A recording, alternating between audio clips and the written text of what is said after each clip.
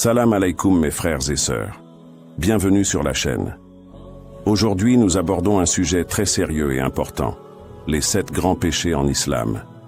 Ce sont des péchés que le prophète Muhammad, paix et bénédiction soient sur lui, a mis en avant dans ses enseignements, des péchés que tout musulman doit absolument éviter.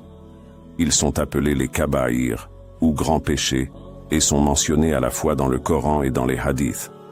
Ces péchés ont des conséquences graves dans ce monde et dans l'au-delà, et aujourd'hui nous allons les découvrir en détail, avec des exemples pour mieux comprendre.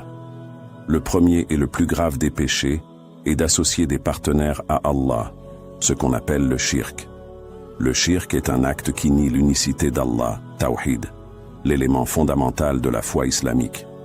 Allah dit dans le Coran, dans la sourate An-Nisa, verset 48, « Certes, Allah ne pardonne pas qu'on lui donne un associé. À part cela, il pardonne à qui il veut. » Le shirk peut prendre plusieurs formes. Cela peut être d'adorer des idoles, des personnes, des anges, ou de croire que certains objets ou personnes ont un pouvoir divin. C'est également croire que quelqu'un d'autre qu'Allah a une influence sur notre destinée. Ce péché est impardonnable si la personne ne se repent pas sincèrement avant sa mort, car il remet en cause l'essence même de l'islam, la croyance en un Dieu unique. Une histoire célèbre raconte qu'un homme très pieux, admiré par sa communauté, passait ses journées en prière, mais il vénérait aussi secrètement une statue. Bien que cet homme ait multiplié les actes de dévotion, son adoration de cette idole l'a éloigné de la miséricorde divine, car il a commis le shirk. Ce récit montre que, même si quelqu'un est vertueux, ses bonnes actions sont annulées par l'association d'autres divinités à Allah. Le deuxième grand péché est la sorcellerie, ou sihr en arabe. La sorcellerie est mentionnée comme un acte qui introduit le mal dans la société, car elle divise les gens et provoque des injustices. Le Coran mentionne cela dans la sourate Al-Baqarah, verset 102. Ils apprennent d'eux ce qui sème la désunion entre l'homme et son épouse. La sorcellerie consiste à invoquer des forces surnaturelles pour manipuler ou causer du tort à autrui. Les sorciers peuvent recourir à des djinns ou à des esprits pour causer des troubles ou semer la discorde. En islam, utiliser ces pratiques est un acte de trahison envers Allah, car cela signifie que la personne cherche du pouvoir en dehors de ce qu'Allah a permis. Un jour, un homme est venu voir le prophète Muhammad, paix et bénédiction soient sur lui, pour se protéger contre un sortilège. Le prophète lui a conseillé de réciter les sourates de protection Al-Falaq et An-Nas chaque matin et soir. Cet exemple montre que seule la protection d'Allah est efficace, et que la sorcellerie ne peut être contrecarrée que par une foi ferme. Troisième plus grand péché, tuer une âme injustement. Le meurtre est un péché grave en islam. Allah dit dans la sourate Al-Maïda, verset 32, « Celui qui tue une âme, sans que ce soit pour une autre âme ou pour corruption sur terre, c'est comme s'il avait tué toute l'humanité. » Ce verset souligne la valeur immense de la vie humaine.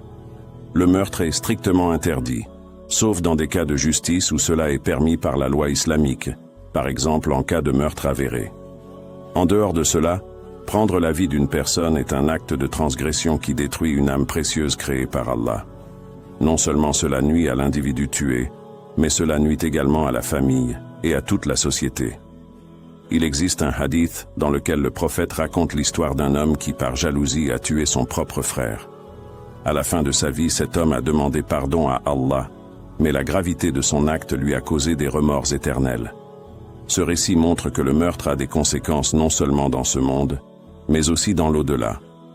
Quatrième plus grand péché est l'usure, la riba.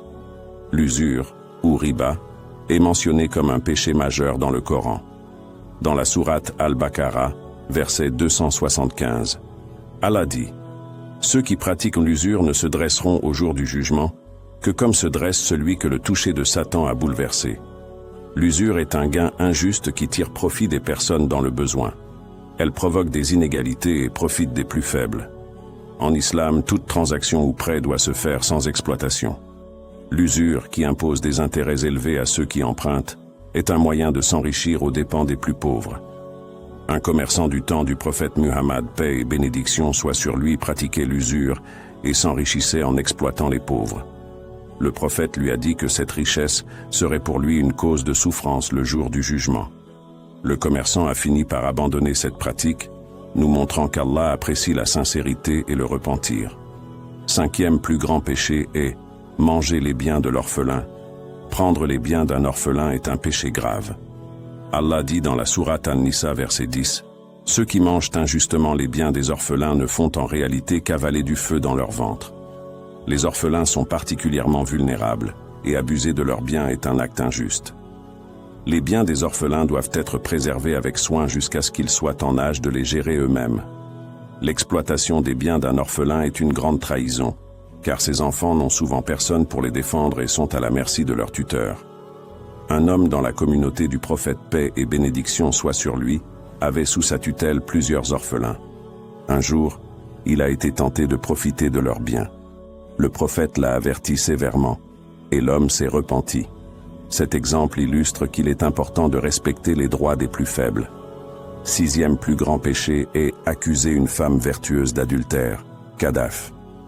Accuser une femme vertueuse d'adultère sans preuve est l'un des péchés les plus graves. Allah dit dans la sourate An-Nur verset 4, « Ceux qui lancent des accusations contre les femmes chastes, sans apporter 4 témoins, alors ceux-là recevront 80 coups de fouet. » En islam, l'honneur est sacré. Accuser une personne d'adultère sans preuve détruit sa réputation, brise des familles et cause une souffrance émotionnelle immense. Ce péché peut également éloigner la personne accusée de la société. L'incident de la calomnie contre Aïcha, l'épouse du prophète, est un exemple marquant. Des rumeurs ont été répandues à son sujet, et Allah a révélé des versets pour la disculper. Cet événement nous rappelle l'importance de ne jamais accuser quelqu'un sans preuve.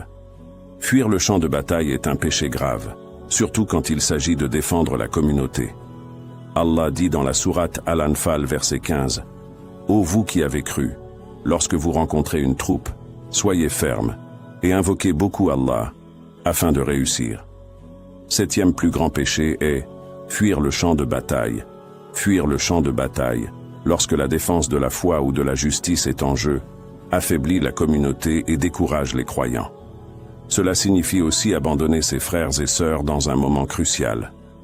Dans la bataille de Uhud, certains compagnons ont fui, provoquant une défaite temporaire. Mais ils ont été pardonnés après leur repentir, montrant qu'Allah accepte le regret sincère.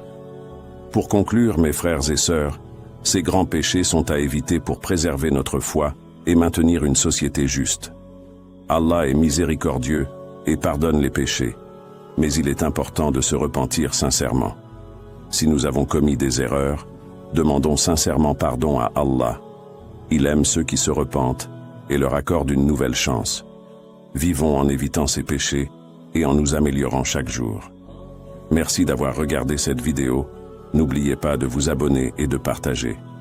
Salam alaikum wa rahmatullah wa barakatuh.